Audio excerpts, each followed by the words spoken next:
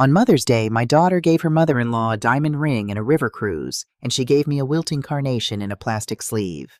A week later, she called me 28 times in a single morning, begging me not to sell. Stay with me until the end and tell me in the comments what city you are watching from, because I want to see how far this story travels. I am 68 years old, and I used to believe I had already felt every kind of heartbreak a life could hold. I was wrong about that, the way I turned out to be wrong about a great many things. Mother's Day started like any other Sunday that spring. I woke in a house that had been too quiet for 3 years, made coffee for one, and tried not to count the mugs I no longer took down from the shelf. When Walter was alive, the mornings had a rhythm to them. His newspaper, his slippers on the kitchen tile, the low sound of the radio he never turned off. After he passed, the silence had felt like a kind of company at first. Lately, it had started to feel like an accusation. Lauren had called the night before, and I could hear in the first 3 words that it was not a call she wanted to make. "Mom, we are doing brunch at Sandra's tomorrow," she said. "You should come. 1 o'clock sharp. Not we would love to have you. Not please come, we have missed you. You should come the way you tell someone they should really get their brakes checked." I said yes, of course, because I always said yes, and because a small, foolish part of me still lit up every time my daughter's name appeared on my phone. I arrived at Sandra Fowler's house at 1 o'clock exactly.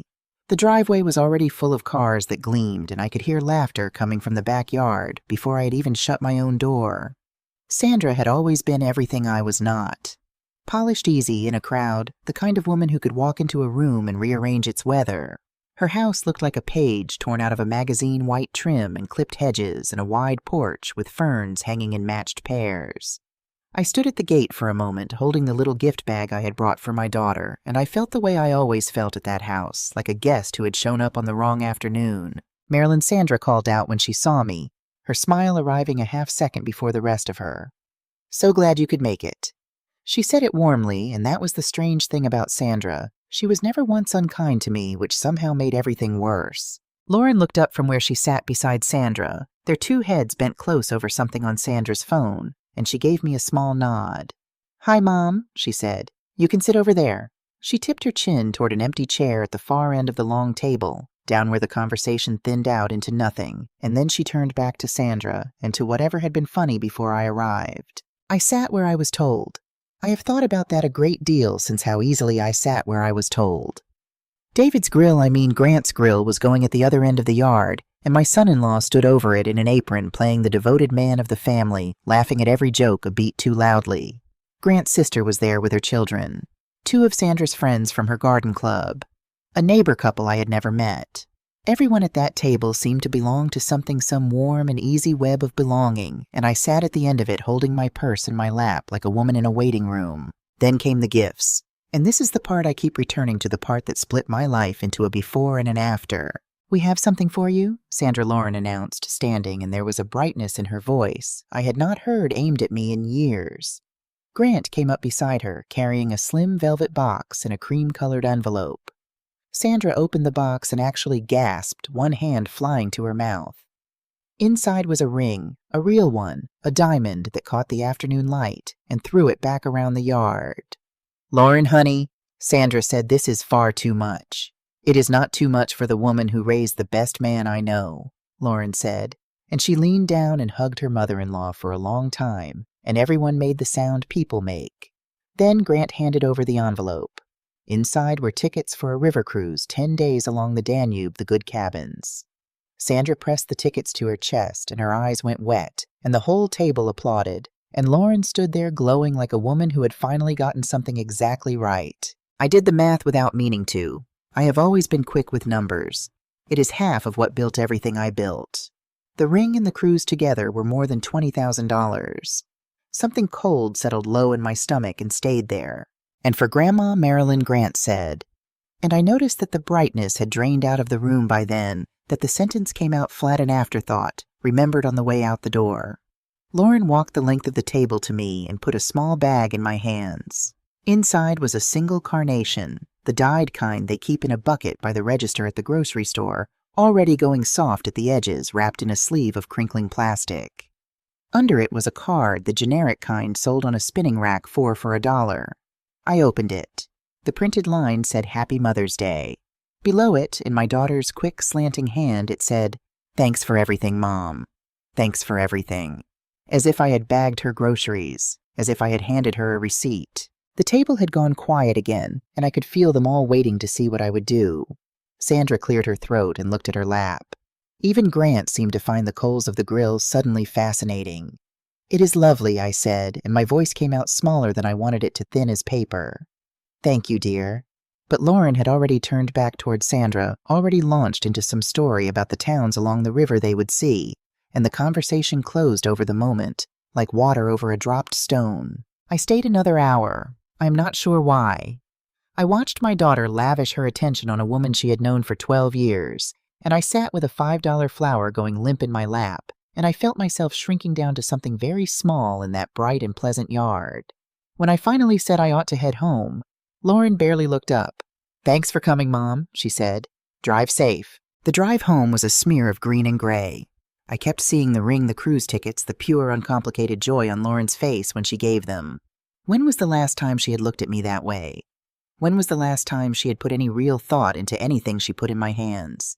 I pulled into my own driveway and I sat in the car for a long while, the engine ticking as it cooled, staring at that ridiculous flower on the passenger seat. 43 years of being that girl's mother, and this was the measure of it. A soft carnation from a bucket by the register. I did not sleep that night, and I want to be honest about what kept me awake because it was not the money. I have never been a woman who cared much about money for its own sake. What kept me awake was a question that had crept in and would not leave. I had built a good life. I had built something real with my 2 hands and Walter's, and I had poured all of it toward my daughter, and somehow at the end of it, I was a woman sitting alone in the dark, holding a dying flower. Somewhere I had gone wrong, and I did not yet understand where, and not understanding was worse than any grief I knew. A little after 2 in the morning, I got up and went into Walter's old office, the room at the back of the house where the important things had always been kept. Filing cabinets he used to tease me about because I saved everything, every receipt, every statement, every contract. "You never know when you will need proof," I used to tell him. I never once imagined I would go looking for proof of my own worth to my own child. I started pulling files, and I did not stop until the sun came up, and then went most of the way back down again. It took the better part of a Saturday. The first folder was labeled Lauren College in my own younger handwriting. Tuition, room and board, the books. The laptop, the little emergencies that are not little when you add them up. The parking tickets she collected like they were coupons. Then the car I bought her the year hers gave out the summer she was 20. I set the numbers down on a legal pad in a neat column the way I had done sums my whole life. Then the wedding. Lauren and Grant 12 years back. $58,000 for a single afternoon, the barn venue that cost more than a ballroom, the flowers, the photographer who followed them for 2 days, the dress she had to have. I paid for all of it gladly because I wanted her day to be perfect, and Grant's people had brought a case of wine. Then the house. When they married, they had their hearts set on the place over in the Cedar Hollow part of town, more house than 2 young people had any business buying. Their income did not come close to the mortgage, so I had bought it. Not co-signed, bought in my own name, and let them live in it, and told myself it was the same as a gift. When Grant's first business stumbled a couple of years in, I quietly carried things for a while, and they never knew how quietly. The cars, 3 of them across the years, each one alone until we get back on our feet, and somehow the getting back on our feet never arrived, and the loans dissolved into my monthly expenses where I stopped seeing them. And then the one that made me put down my pen and press my hand flat on the desk to steady it. 4 years ago, Grant's tap room had nearly gone under before it opened the build-out over budget a contractor who walked off with a deposit the bank about to pull the loan. Lauren had called me crying at 11 at night, begging, and I had wired $85,000 the next morning without a single piece of paper between us. Just a mother helping. They took a week in Cabo 6 months later. I sat back in Walter's chair and looked at the total at the bottom of the legal pad. Across 15 years, I had given or spent close to $400,000 on Lauren and Grant. College wedding house cars, the tap room, and the countless smaller things I had stopped writing down a decade ago because writing them down had started to feel unseemly, as though a mother keeping count was a mother who did not really love. $400,000 more than most people see cross their hands in a lifetime, and the day before I had been handed a flower that cost less than the gas it took to drive to her. And here is the thing that turned the ache into something colder and clearer, the thing that changed the whole shape of what came after. I made myself keep going past the $400,000 into the files I had been avoiding, and I understood that the money was almost the smaller part of it. I did not just help them. I owned the ground they stood on. The house in Cedar Hollow was titled to me. They had lived in it for 11 years and had never paid a dollar toward it. Not a mortgage payment, not a tax bill, not a new roof. My name was on the deed, and only my name. And the tap room. Grant's pried the place with his name over the door Fowler's that leased the corner storefront of the row of buildings downtown that this town still calls the Winthrop Block. Walter and I had spent 30 years buying that block one storefront at a time and holding it all through Winthrop Properties, the little company I ran out of the back office of my own home. Grant paid rent on that corner, technically.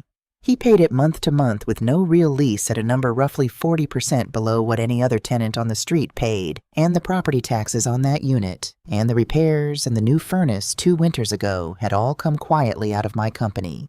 Not his pocket. And Lauren's only steady income, the $1,200 that arrived in her account every month, was what I paid her to keep the books for Winthrop Properties.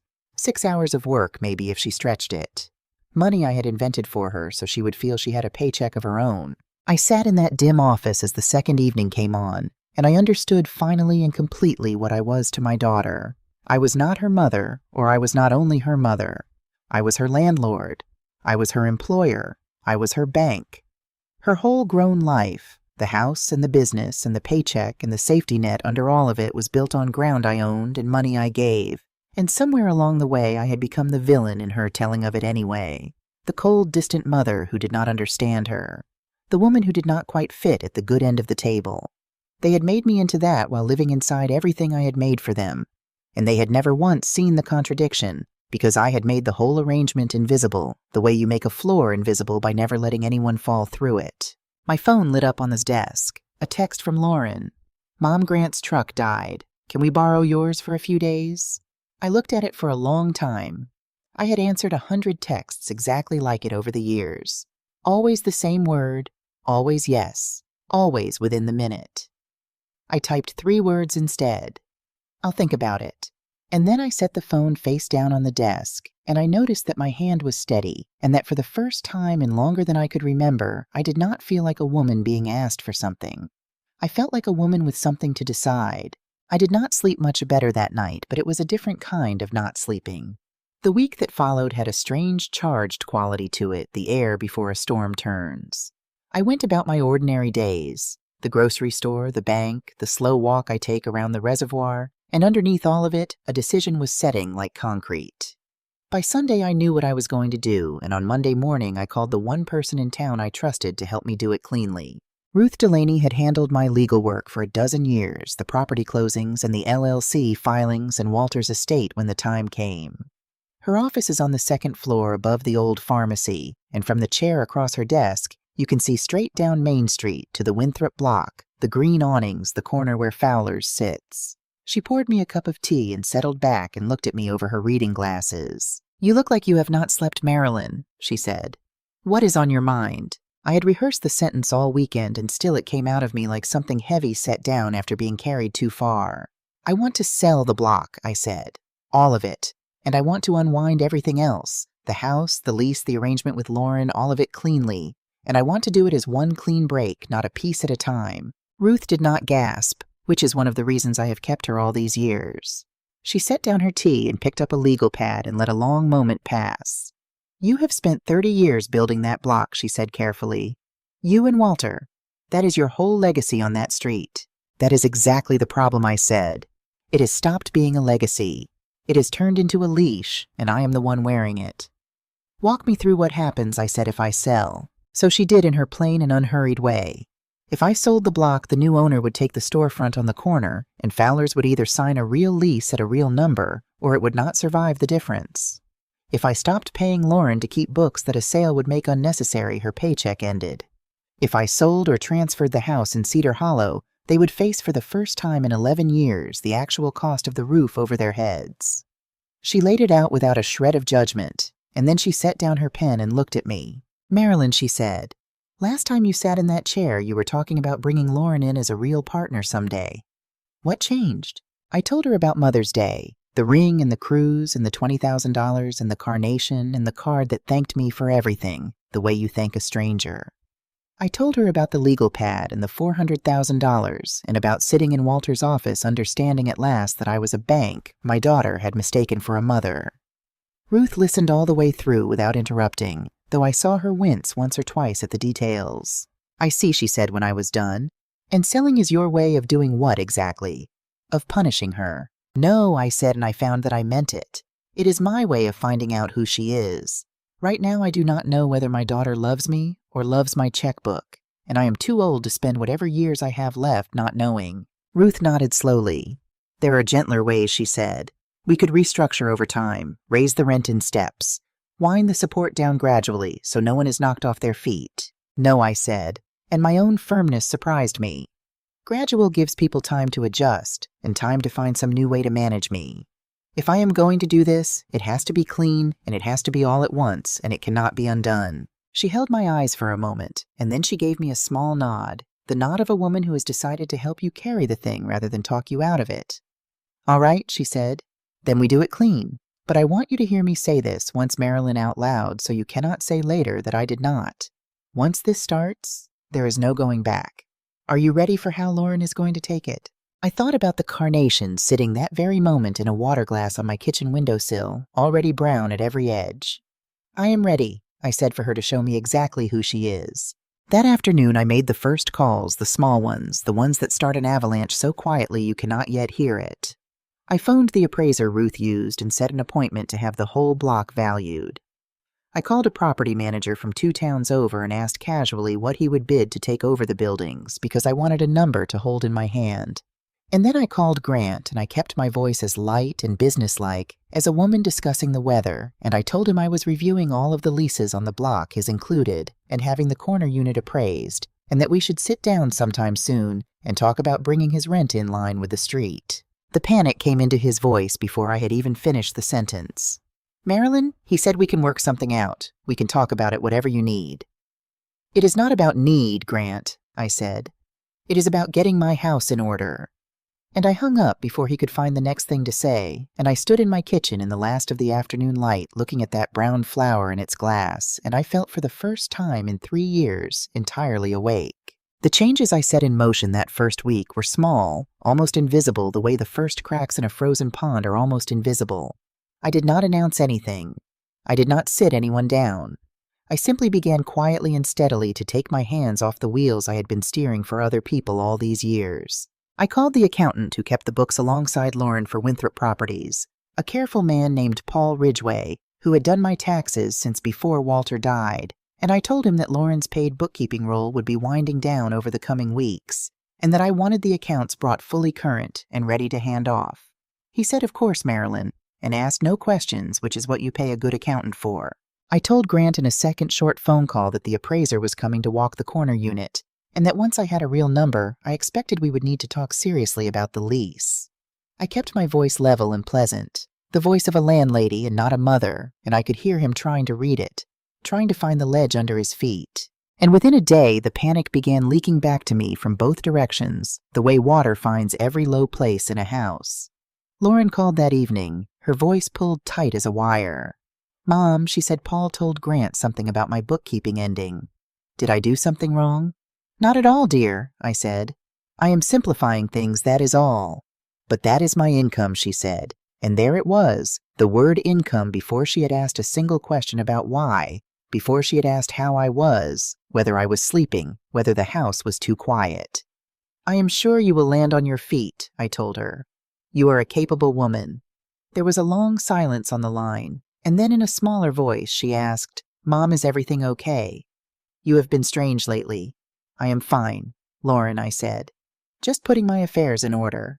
And I heard in the pause that followed that the phrase had landed on her the way I had known it would, because putting your affairs in order is a thing people say when they are getting ready to die or getting ready to leave, and she could not yet tell which one I meant. I want to be honest that the secrecy did not come easily to me. I had never been good at keeping things from Lauren, not even the things a mother probably should keep. When she was 9 and I knew the dog was dying, I told her a week before I needed to because I could not carry it alone, and I have regretted 100 small honesties like that one my whole life. But this was different. This time the not telling was the whole point. If I told her what I was doing before it was done, she would not hear the truth of it. She would only start looking for the handle to turn the argument to make the lever that had always worked before. So I said nothing, and I felt the strangest thing settle over me as the days went on. Not guilt, though I had braced for guilt. Something more like the quiet a house takes on after you finally fix the thing that has been rattling in the wall for years. It was control, I suppose, but not the kind I had ever known. Not the control that comes from writing a check and solving a problem. The control that comes from making a choice that belongs only to you. Ruth moved quickly once the appraisal came back, and the number was larger than I had let myself expect. Within 2 weeks, she had brought me a serious buyer, a regional firm called Ashford Property Group that had been circling our downtown for a year looking to plant a flag. Their man was a broker named Dennis Ackerman, brisk and courteous, the sort who calls you Mrs. Winthrop, and means it as respect and as leverage both. Ashford wanted the whole block, all 6 storefronts, and they were prepared to pay for it. Ruth walked me through their offer line by line at her desk, and I signed the letter of intent with a hand that did not shake, and something that had been clenched in my chest for 15 years let go by a single notch. I had thought in the foolish way you think about these things that I would get to choose when Lauren found out. I was wrong about that, too. It was not a phone call that told her, and it was not me. It was a piece of paper called an estoppel certificate. Ruth explained it to me the way she explains everything plainly. When a buyer purchases a building with tenants in it, she said their lawyers send every tenant a form to sign confirming the terms of their tenancy, what the rent is, what is owed, what side agreements exist. It protects the buyer from nasty surprises after closing. It is routine. And it meant that Ashford's attorneys doing their ordinary diligence sent a certificate to every tenant on the Winthrop block, asking them to confirm the terms of their lease, including the tenant on the corner, including Grant. I found out later that Grant opened that envelope at the tap room on a Tuesday afternoon, read the words purchase and sale agreement and new ownership, and called Lauren from the walk-in cooler with his voice shaking. That is how my daughter learned that her mother was selling the ground beneath her whole life. Not from a dramatic scene, not from a confession. From a form letter, the way you might learn your street is being repaved. But that was not the thing that broke my heart in half, and I need to tell you about the thing that did, because it is the true center of this whole story, the rod I did not know was in the beams until I went looking. Paul Ridgway came by the house the following week to hand off the LLC books boxes of them, years of statements and filings, and as we sat at my kitchen table going through the folders, he said something in the mild offhand way of a man making small talk. He said, well, and once Lauren finishes taking over the day-to-day accounts like the two of you discussed, most of this will be her headache anyway. I set down my coffee very carefully. I looked at him and I said, Paul, what do you mean taking over the accounts? And I watched a small confusion cross his face, and then a smaller worry behind it. It came out over the next half hour in pieces, the way these things always do. Lauren had been to see Paul 3 times in the past several months on her own without me. She had asked him what would be involved in her becoming an authorized signer on the Winthrop Properties account. She had told him more than once that she and I had agreed she would be stepping in to manage the finances soon because... And here Paul lowered his eyes to the table because Mom is not quite up to it the way she used to be. She had asked him gently whether there was paperwork that would let her handle things if I got to where I could not. She had mentioned in a concerned, daughterly voice that I had left the stove burner on twice, that I had gotten turned around driving home from the reservoir, that I forgot conversations we had just had. None of which was true. Not one word of it. I sat in my own kitchen and felt the floor tilt under me. Because I understood all at once and all the way down what I had been looking at on Mother's Day without knowing it.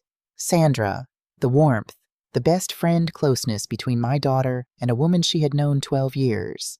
Lauren had not simply preferred her mother-in-law over me. She had been building something, a witness, a character reference, someone respectable and social and beloved in this town who could say when the day came. Oh yes, poor Marilyn. Her daughter did everything she could. It was so sad watching her slip. The ring and the cruise were not just gifts. They were an investment in an alliance. And the alliance was against me. I have spent my life being good with numbers, and I sat there and did the coldest sum of my life. My daughter had not been drifting away from me out of carelessness. She had been circling closer with a plan. The authorized signer, then the power of attorney, Then if I resisted a petition to the court saying her aging mother could no longer manage her own affairs and needed a conservator, needed someone responsible to step in and protect all those assets. She had been laying a paper trail of my supposed decline brick by brick, so that when she finally moved on, everything I owned it would look like mercy. And she had almost had the timing right. A few more months of that groundwork and I might have found myself in a courtroom trying to prove I still knew what day it was. I did not cry that afternoon. I think I was past crying by then. I thanked Paul, who looked as though he wanted to crawl under the table, and I asked him to put in writing for Ruth everything Lauren had said to him and when. And then I made myself keep going, because I had learned by then that the file cabinet always has one more folder in it, and the one you are afraid to open is the one you need. The folder I opened next was the bank record from the spring, and it confirmed the thing I had already half guessed. 8 weeks before Mother's Day, Lauren had called me in the middle of the night, crying, saying the roof over the master bedroom had failed in a storm, and water was coming through the ceiling, and they could not begin to cover it. I had wired her $18,000 the next morning, the way I always did. No questions, no paper. I looked now at the roof that money was supposed to have fixed, and I remembered that when I had stopped by the house in April, the ceiling had been white and dry and perfect, and there had been a new SUV in the driveway I had not asked about, and Lauren had mentioned glowing a long weekend she and Grant had taken to wine country. There had been no roof. There had never been a roof. My $18,000 had bought a truck and a trip. And I understood now with a clarity that felt almost peaceful, a diamond ring and a river cruise for Sandra Fowler. I had paid with my own hand and my own worry for the gift that was used to humiliate me at that table. I had funded the very moment that broke me. There is a particular kind of quiet that comes over you when the last piece of a thing clicks into place, and it is not rage. It is something further along than rage. I sat in that quiet for a long time. Lauren came to the house 2 days later. She let herself in with the key I had never asked her to return, and I found her in Walter's office with the drawers open and papers spread across the desk. My papers, the purchase agreement, the correspondence with Ruth, the letter of intent with Ashford. She looked up when I came in, and her face was a war between guilt and defiance won the way it always had. "Mom," she said, standing, "what is all this?" "You are actually selling. You are selling the block." I crossed the room and began calmly gathering my own documents out from under her hands. "These are private matters," I said. "Private," she said, her voice climbing. "Mom, this affects all of us. Grant's whole business is on that corner. My income comes from these books. You cannot just sell everything out from under us without talking to us first." I stopped with the papers in my arms and I looked at my daughter. Really looked at her, 35 years old, sitting in my dead husband's chair at my desk, demanding an explanation for what I chose to do with what was mine. And I heard how naturally the word us came to her, us and our, and we, from a woman who had signed my Mother's Day card the way you signed for a package. "Actually, Lauren," I said, "I can. It is my building. It is my company. It is my name on every deed and every filing, and it has always been only my name, though I understand now that you were working hard to change that." Her face went still. "What is that supposed to mean?" she said. And Grant chose that moment to call her cell, and she answered it, standing right there in front of me, and I heard his voice come tinny out of the little speaker saying, "We need to have a family conversation about this. Marilyn needs to understand this is a family decision." "It is not a family decision," I said loud enough for the phone to catch it. "It affects me, and it is mine to sell, and it is already sold." Lauren left 20 minutes later, shaken and furious, and underneath both frightened in a way I had not seen since she was a child. I stood at the window and watched her back the SUV, the one my roof money had bought out of my driveway, and turn toward the house my name was on, and I felt the last of my hesitation go out of me like a breath. The phone started the next morning at 6:47. I know the time because I had been awake watching the light come up gray over the reservoir, and I let it go to voicemail. It rang again a minute later. Then again. I made my coffee and let it ring. By the time I sat down at the kitchen table, it had rung 9 times, and I did a thing I had never done in 43 years of being her mother. I started to count. The voicemails were a tour through everything she had ever learned about me. First, the reasonable one. "Mom, please, let's just talk. We can figure this out together." Then the tender one. "Mom, I love you. Please call me back. I am so sorry about the flower." Then the frightened one. "Mom, if you do this, we lose the house. We lose everything. Please." Then the sharp one, the one that told me the most Grant is having chest pains from the stress of this, Is that what you want? Do you want to put him in the hospital? Then the one that finally freed me the rest of the way. Mom, everyone is going to think you are a cruel, vindictive old woman. Is that how you want people to remember you? She cycled through all of it, pleading and bargaining and threatening and guilt every lever she had ever pulled on me, one after another, and I sat at my table with my cooling coffee, and I listened to my daughter reach for tool after tool in a box I had spent her whole life filling, and none of them fit the lock anymore. By noon she had called 28 times. I counted every one. And somewhere around the 20th, I understood that the 28 calls were not the sound of a daughter who missed her mother. They were the sound of a woman watching a bank account close an inheritance walk out the door, a plan she had spent months building fall through the floor. I had spent 15 years unable to tell the difference between being needed and being loved. That morning, one call at a time, I finally learned to hear it. At 2:30, the doorbell rang. I looked through the glass and saw the two of them on my porch, Lauren with her eyes swollen and red, Grant behind her with his jaw set and his arms crossed, wearing an anger he had not earned. I stood on my side of the door for a moment, an old woman who had been handed a $5 flower, and then I opened it because I had one more thing to say to my daughter, and I wanted to say it to her face. I did not invite them in. I stood in the open doorway with the afternoon behind them, and I let the silence do the first part of the talking. Mom, please, Lauren started the words tumbling out. We need to talk about this like adults. We tried that, I said. 2 days ago you were sitting in your father's chair going through my papers. That was not talking. That was searching. Grant stepped up onto the porch beside her, and he used the voice men use when they have decided that reasonableness is a weapon. Mrs. Winthrop, he said with all due respect, this is bigger than just you. There are livelihoods on the line here. A whole family. So there are, I said. I have been carrying most of them for 11 years. And now I am setting them down and everyone is going to have to learn to stand on their own feet, including you. Lauren's face crumpled. Is this about Mother's Day, she said. Is this about the flower? Because I already told you I was sorry we were tight on money, Mom. And that was the moment standing in my own doorway that I stopped protecting her from the truth. You were not tight on money, Lauren, I said quietly. 8 weeks before that brunch, you called me crying about a roof, and I wired you $18,000 and there was no roof. There was a new truck in your driveway. There was a weekend in wine country. And there was a diamond ring and a river cruise for a woman you have known 12 years. I paid for Sandra's gift. I funded the afternoon you used to hand me a dying carnation in a plastic sleeve.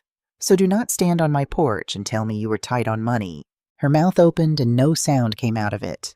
I had never once in 35 years said a true and cruel thing to my daughter, and I watched it land on her like weather. But that is not even the part that broke my heart.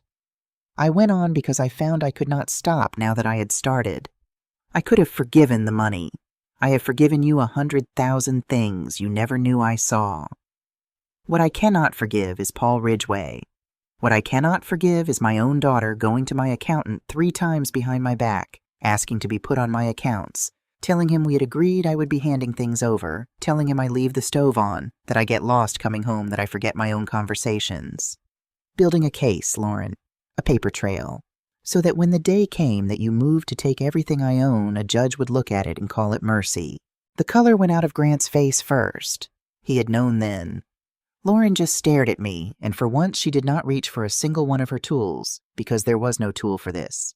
There was only the thing itself, lying on the porch between us. That is what Sandra was for, I said, and my voice did not shake. All that warmth, all that closeness with a woman who is not your blood. You were not choosing her over me. You were recruiting a witness. Someone respectable enough that when you told the story of your poor declining mother, this whole town would believe it. The ring and the cruise were not gifts, Lauren. They were a down payment on my competence. Mom, she whispered, that is not I never, and she could not finish either sentence, because we both stood there knowing that she could not honestly deny it. Am I your mother? I asked her. Or am I your inheritance? She had no answer, and her having no answer was the answer. I want you to know I am not doing this to punish you, I said.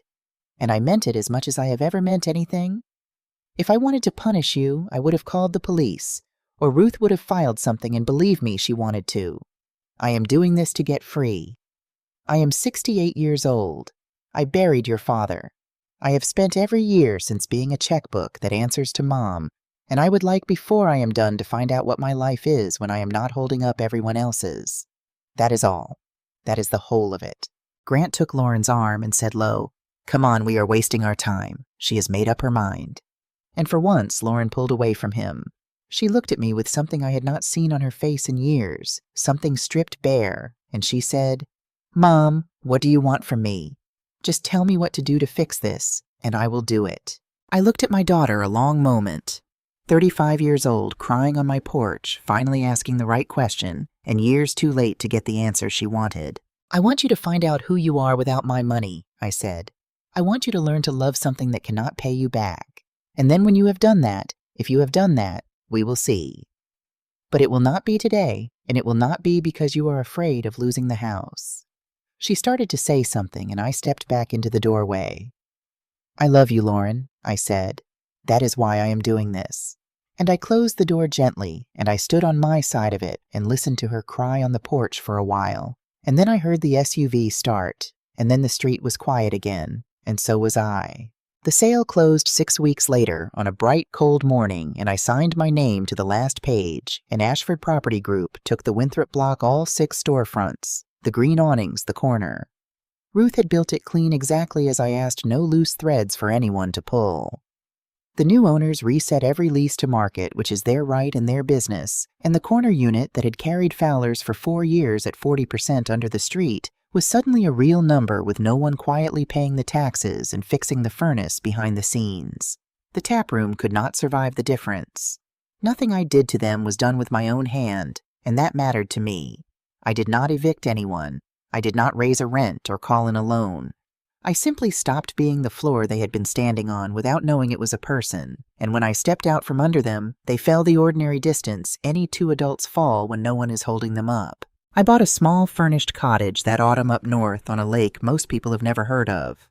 It is a fraction the size of the house, in town 1 bedroom and a wood stove and a dock that leans a little to the left, and it is mine. In a way the big house never was, because there are no rooms in it that echo with a birthday nobody remembered. I brought almost nothing with me. A box of photographs. Walter's books, the ones with his notes in the margins. The quilt my own mother sewed the winter Lauren was born yellow and worn soft as water. I left the rest, 30 years of it, and I did not miss a single object once it was gone. I did 2 deliberate things with the money from the block, and I did them both through Ruth so that every filing was correct down to the last form. The first was for the grandchildren.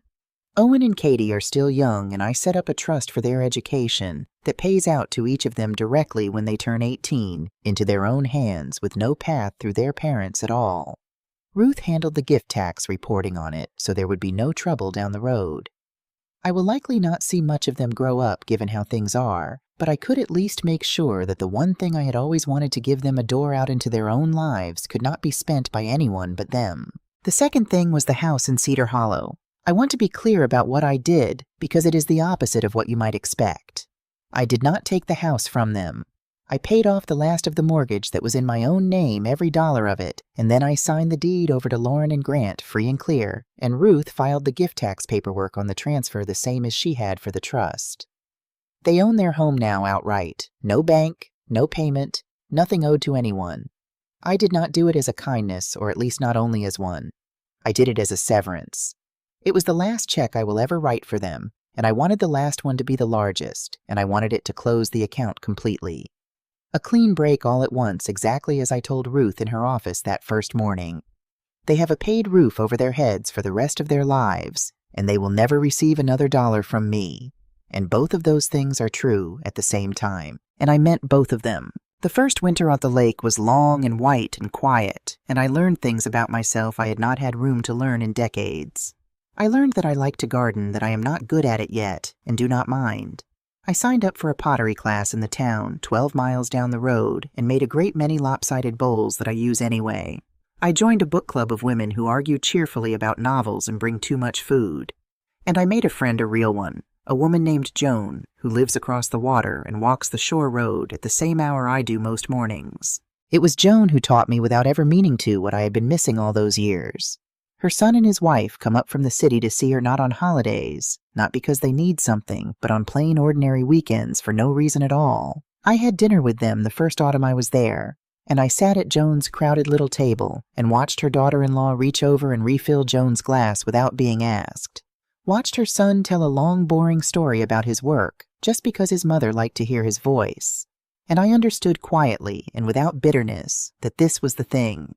This easy back and forth, this attention that expects nothing, this love that keeps no ledger. I had never had it. I had bought a great many things in my life, and I had never once managed to buy that, and now I understood that it was not for sale, and never had been. Word reached me now and then the way it does in a small state. Ruth called in the spring to tell me because she thought I would want to know, rather than be surprised by it, that Fowler's had closed for good, and that Lauren had taken a job as an aide at the elementary school in town. I sat with the phone in my hand after we hung up, and I waited to feel guilty, and I want to tell you honestly that the guilt did not come. What came instead was a kind of clear, even sadness. The sadness you feel for anyone who has to learn a hard thing the hard way. They were grown people who had made their choices with their eyes open, and now they were living inside the results the same as the rest of us do. I had spent 15 years standing between my daughter and every consequence she ever earned, and I finally understood that all that standing had not been love. It had been fear wearing love's coat. Real love, it turns out, sometimes looks exactly like letting someone fall. The letter came almost 6 months after the sale closed on a gray day at the very end of autumn. Not a text, not a phone call. An actual letter in an envelope in Lauren's hand, though the hand looked different than I remembered it, slower, more careful, as though she had written each line twice in her head before committing it to the page. I took it out to the end of the leaning dock, and I sat down in my coat, and I read it there with the lake going silver in front of me. Dear Mom, it began. I have started this letter more times than I can count, and thrown every version away because they were all really the same letter asking you to come back and make things the way they were. It took me most of this year to understand that the way things were was not good for a single one of us, least of all you. Grant and I are divorcing.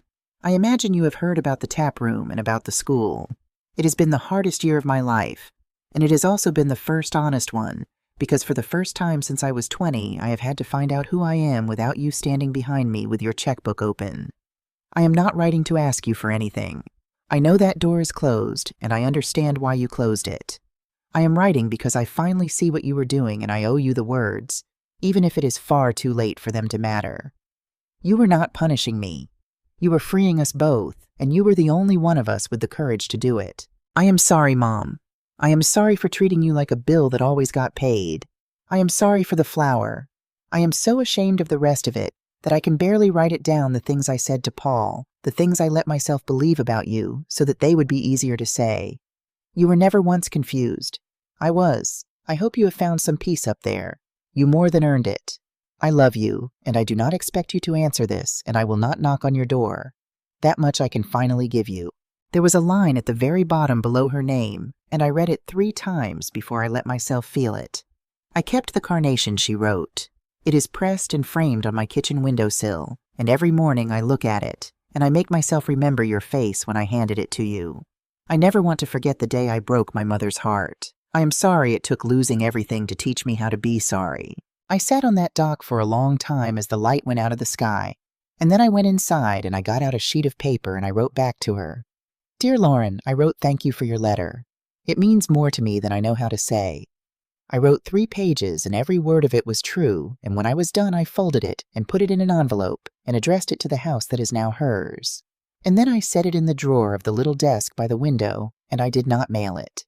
Not that day, and not the next. Some wounds have to close all the way before you can open them again on purpose safely without everything spilling back out. Some doors have to stay shut a while longer before they are worth walking through, so that whatever we build next is built on the truth instead of on the old arrangement, the one where I paid and she took, and we both called it a family. Maybe I will mail the letter next spring. Maybe I will mail it the spring after. Maybe someday she will drive up the shore road herself, having earned the trip, and I will meet her on the dock, and we will start over as 2 women who owe each other nothing but honesty. I do not know yet. For now, the letter waits in the drawer, and I am content to let it wait, because I have learned that some things should not be rushed just because we are afraid of running out of time. I am 68 years old, and for the first time in more decades than I want to count, my days belong to me. I wake in a quiet that no longer feels like an accusation. I make coffee for one, and I do not feel poor for it.